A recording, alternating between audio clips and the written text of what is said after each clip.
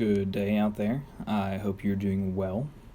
I hope you had a good week. I appreciate you watching my videos. I appreciate you subscribing to my channel, liking my videos. It really helps me a lot, and I do appreciate it. So we're going to try to get right into the week here. I've been mulling over some other ideas of things I kind of want to talk about, even though they might not seem relevant at all, but I think we're just going to get right into the week and see if those things that I want to talk about just sort of come out alongside. But anyway, I'd like to thank God that He will give us wisdom and understanding and knowledge to contemplate these mysteries to the glory of His name, in Jesus' name. Amen. So this week we have the moon making several aspects, and you see here that I've changed the way I set up my chart a little bit. It's not too obvious, I guess, but I have larger orbs set up, so when the moon or any other planet is in 10 degrees, except for the sextile, it will show up on the chart. And that came about because I was thinking that, you really do see the energies of those planets playing out, even in a sign-based configuration, really. So I figured 10 degrees is probably a happy medium there. And I have my outer planets turned off because, honestly, the way I do astrology, when trying to do it's a horoscope, there's a little bit too much information for me, personally, but okay, so let's just look at the calendar real quick. So this week we have the Mercury cazimi in Sagittarius, and at the end of the week there is the solar eclipse in Sagittarius as well. So we just had that eclipse in Taurus, right? And so that's not opposite houses, right? So that was the first eclipse in Taurus, bringing up something new that you hadn't really considered coming up at this time. For me, it was my 9th house, so I wasn't really expecting anything around my beliefs or the 9th house is like mythic, like has mythic significations, or what people today would call mythic. Really things that are real that people just do not acknowledge are real, or are kind of like hidden away. People say the 8th rules occultism, but really the 9th is more the hidden truths and the things that are real that people don't acknowledge.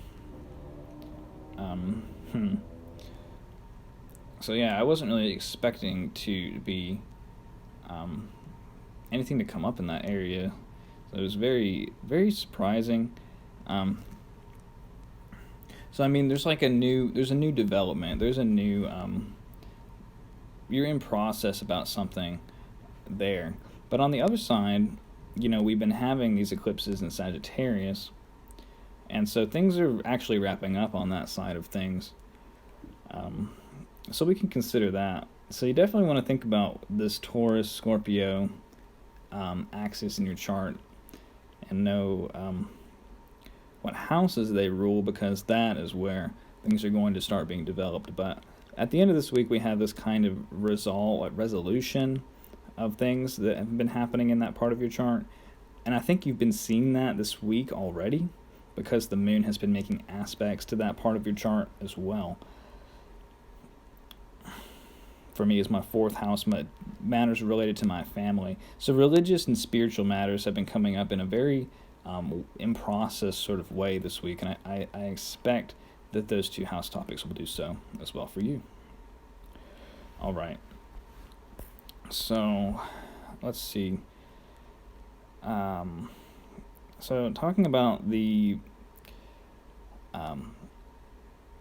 Mercury cazimi first, because I could even bring this back further. So remember back in May, I think, or maybe June, whenever the Mercury retrograde was in Gemini earlier this year, we had the solar eclipses on top of Mercury. So I think that eclipse season, was markedly more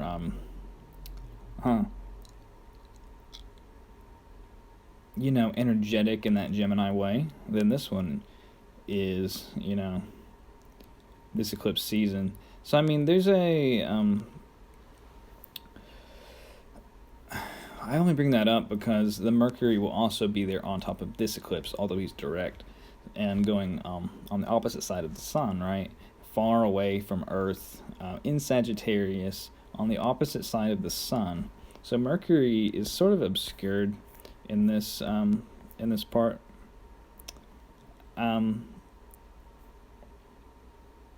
It's going very fast, but not. I don't know. I just don't see it as being extremely helpful. But we definitely will be, coming to a new understanding in this part of your chart, where things are actually moving ahead in a way that they haven't in a long time, with these eclipses continually being there. I don't know. I feel like I botched that a lot, but forgive me, please. Anyway, maybe I don't know anything about that. I'll admit. So, we'll just get right into Monday, I guess. Try to get into it, or Sunday. So on Sunday morning, the moon is applying a trine to Venus, which, Venus in Capricorn is very enjoyable, but, according to a structure that is very rational. So with the moon in Virgo, that's probably a welcome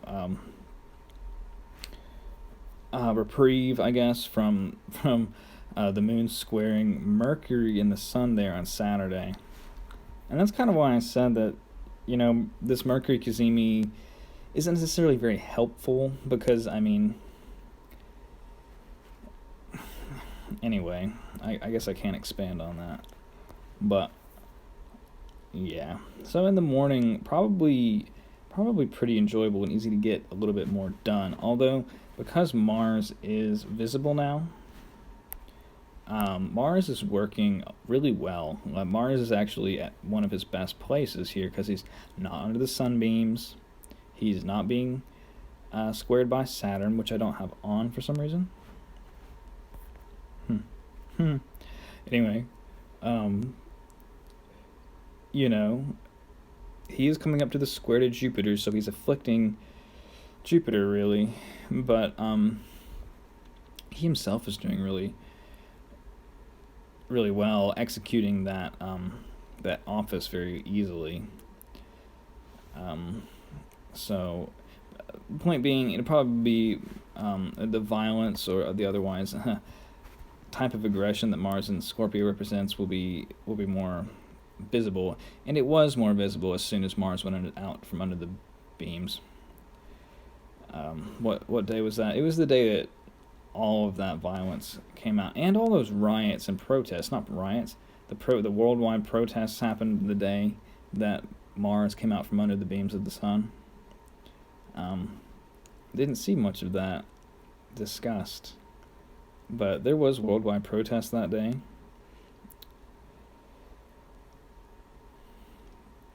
Point being that Mars' strong actions are very visible now and not afflicted, really. So Monday morning, probably feeling pretty good. Sunday morning. But throughout the day, nothing much comes of that. The moon is translating the light of that Mars. While Mercury is cazimi.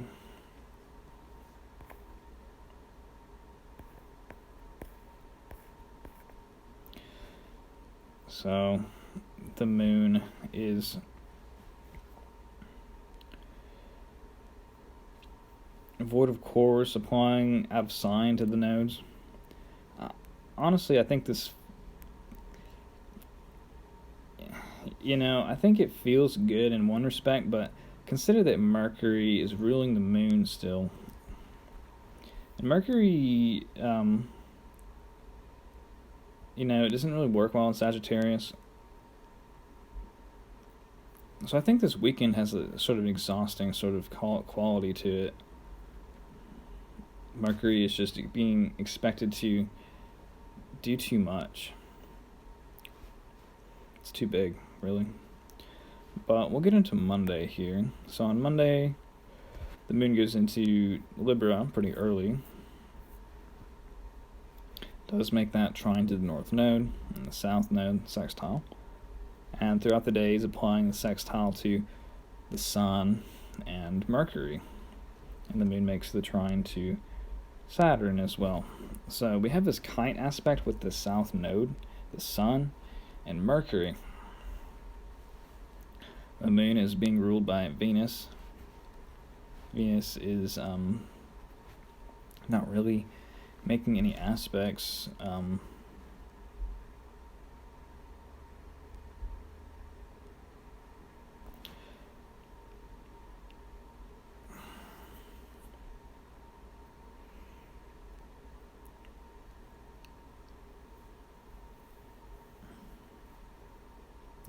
The moon is applying the trine to Saturn, which I think really makes this a very stable time. It's kind of like all day the moon isn't applying directly to Saturn, but it's kind of there in the background, kind of providing a sense of stability to things. There's this quality in the air, that eclipse quality.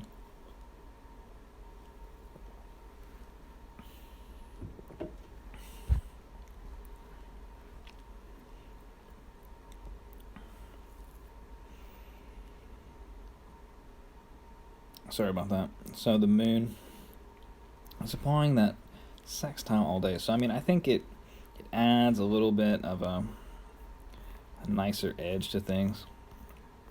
And we can kind of be diplomatic with the circumstances.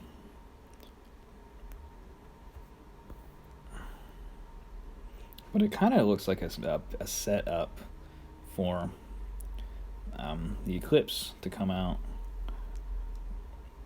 So maybe a good day to settle things in for the eclipse that'll be happening later in the week, making sure you have everything like in a row there.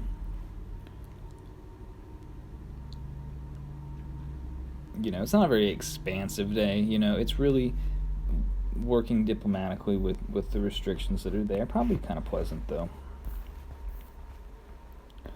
As we get into Tuesday, November 30th, Mercury makes the sextile to Saturn. Venus makes the trine to the moon. And the Sun makes the sextile to Saturn. And the moon makes the trine to Jupiter. So this is kind of like the other side of the coin. The moon applying to Jupiter, that's great. Moon applying to Venus. So Venus is approaching where she'll be stationed retrograde. She's pretty far into her shadow path here.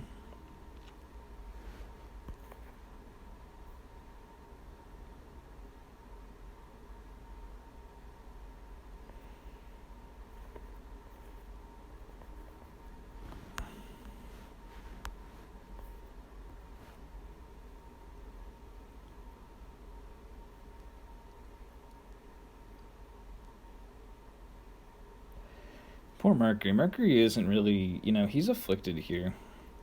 He's just not able to explain things clearly. And it's not like you don't, when you're just trying to explain things clearly or get the point across, it's,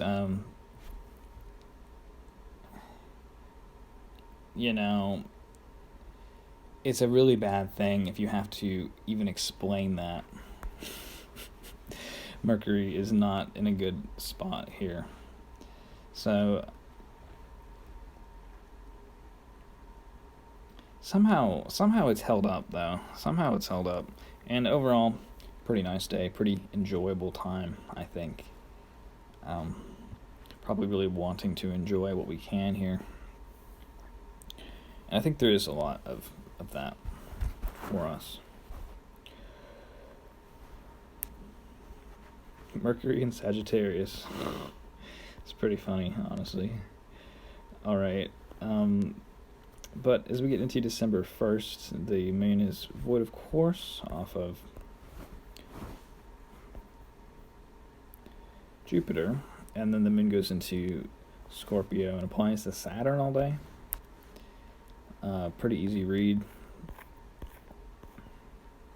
I feel like Mercury in Sagittarius just is kind of like doing a charade to you so that you can just receive the information rather than, the text of the information or the letter of the communication being there. Mercury really is good at words, word games, and word twists.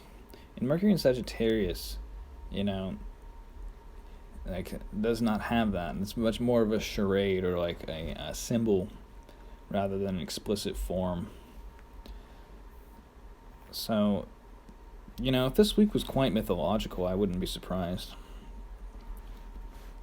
And I think you just kind of need to embrace that side of transit or communication, and don't expect it to be differently. That's another thing.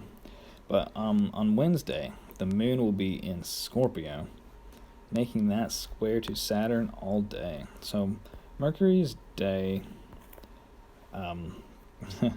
not really much to say about that. I mean, it's just a cold day. The moon is in Scorpio with Mars, so I mean the moon enjoys this degree of dignity, but isn't the moon enclosed here? It's actually not. The next aspect the moon makes is a benefic aspect to Venus, rather than that conjunction to Mars. So there is an element here that is like, not on Wednesday, but on Thursday, there is this sense of sweetness that's there, tempering the effect of Mars, whatever that might be. I say that almost in jest because you should know what I mean. But the moon here is coming up against this cold influence of Saturn, which is more. I think we can still get a lot done here. I think that Mars is so strong that the moon's territory, so to speak, is pretty well kept by Mars here. So much for Wednesday. But on Thursday, the moon in Scorpio, moon ruled by Mars in domicile, not really afflicted here. The moon not applying to Saturn, but actually applying to Venus and then Mars and then the square to Jupiter, because Jupiter is so far here in zodiacal, and it's so far. So the moon here, I'm applying that sextile. It's good. It's definitely a good experience. Feels pretty good to have the moon applying to Venus all day. So the moon applies to Venus all day and then applies the conjunction to Mars. So we really feel that Mars and Scorpio energy on a more bodily level at that point. But it's tempered by Venus all day. So there's something about the reasonable way that we're enjoying ourselves, represented by Venus, that really works well with the, I want to say, exact nature of Mars and Scorpio. So, and then the moon makes the square to Jupiter right after that. Now Mars is severing, Jupiter is integrating, Venus is integrative in her own way, actually. So, I mean, there's really a way we're balancing all this out here. Even though the moon is in Scorpio, we're really more focusing on what we can sever here. But I think, it's kind of like that saying, you don't want to throw the baby out with the bathwater, right? So there is a sense that we want to or there's a challenge to still find the integration in all of this. And I think that's we're kind of seeing like there's a little bit of challenge to that coming up as well, because Mars will be making that square to Jupiter. While Mars is very strong and Jupiter's not. So, okay. So on Friday, the moon goes into Sagittarius. It goes across the south node, makes a sextile to Saturn at the end of the day. Again, like what? I'm kind of not getting the message this week. Because the idea of a message is in this land of myth here. Not exactly the most understandable time, which, is fine. We don't always need to be thinking that things are so rational or the way we think they are.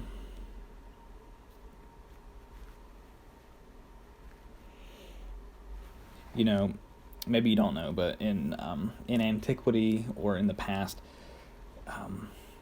it was believed that the things that are in nature were not entirely generated by seed, but by the influences of the planets. And sometimes, if the nature of the place that the influences of the planets were bearing upon was, in a certain given conditions, you would have natural generations simply through nature. So you would get generations that we would characterize as mythological now. And I want to, now that we're sufficiently hidden in the middle of the video, I'd like to read you something from Pliny the Elder's Natural History. I'm not sure why. It's just kind of something that's I think is fascinating. So it's about the basilisk or the cockatrice, which are either the same or very similar. So this is from Pliny the Elder's Natural History. So I'm reading from Wikipedia. I'll just directly read. He describes the Catoblepus, a monstrous cow-like creature of which all who behold its eyes fall dead upon the spot. And then he goes on to say, there is the same power also in the serpent called the basilisk. It is produced in the province of Cyrene, being not more than 12 fingers in length. It has a white spot on the head, strongly resembling a sort of diadem.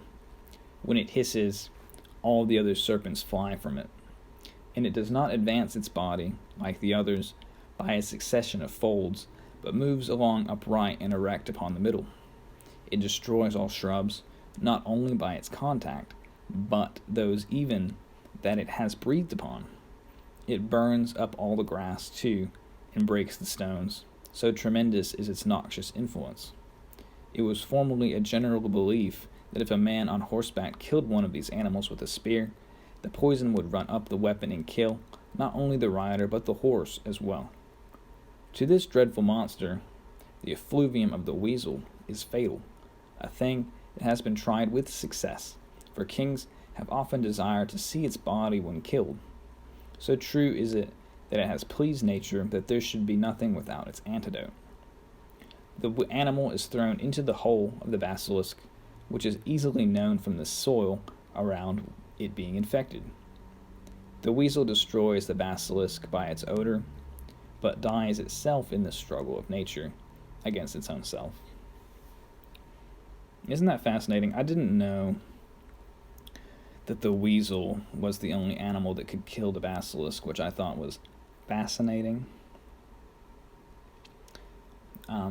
Anyway, maybe that will be helpful for you as well to know that. So on Friday, the moon goes into Sagittarius, goes across the south node, applying the sextile to Saturn all day, and then the solar eclipse happens. So kind of on Friday, there's nothing really much going on. It's kind of drained out, mythological, you're definitely feeling that sense of the eclipse about to occur, and it does on Saturday morning, and then the moon conjoins Mercury there. So going into Saturday morning, it's not. I wish I could place this Mercury in Sagittarius a part of this eclipse, but it's kind of hard to do so now that Mercury is in Sagittarius.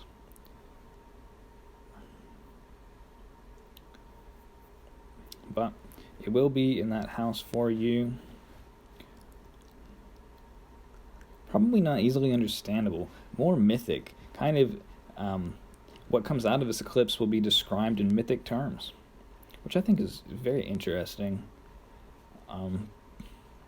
So on Saturday, moon in Sagittarius. Sorry. Yep, still Friday there. Friday, moon in Sagittarius, coming off of that eclipse. The moon's translating the light from Mercury. So that's kind of interesting that the moon would be translating Mercury's light off of the eclipse. So Mercury actually has the moonlight off of the eclipse, which is notable.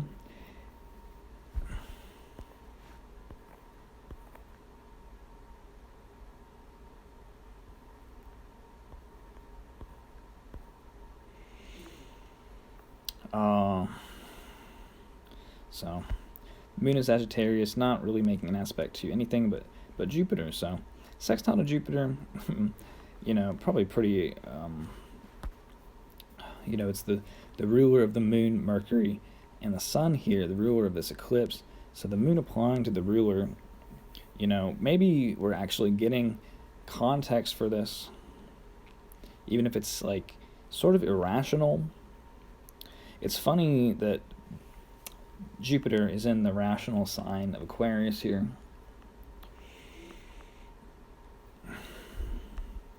So there's very much a blend of the rational and the irrational this week.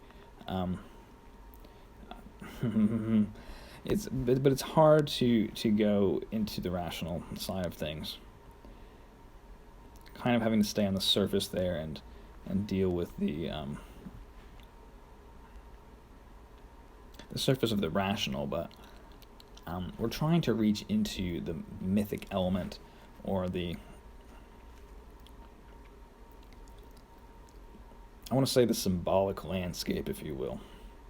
But okay, I think that's what I'm going to leave you with. I know it wasn't a great report, I'll admit, but it's not, given the spirit of the times, it makes sense that we can't really put our finger on what this time is about, because that would be a mercurial sort of thing. If you need to have a more rational time, I think you want to look for these days where the moon's connecting to Saturn. And interestingly enough, the moon and this eclipse are all aspecting Saturn, really, because we have this kite aspect going on. So it'll be interesting to see where the rational context gets filled in. But, if you want to enjoy not knowing what's going on, definitely a better time than many we've had. So, all right. God bless you all. I hope you will have a good week. Thank you for watching my videos. And I'll be seeing you next time. Thank you.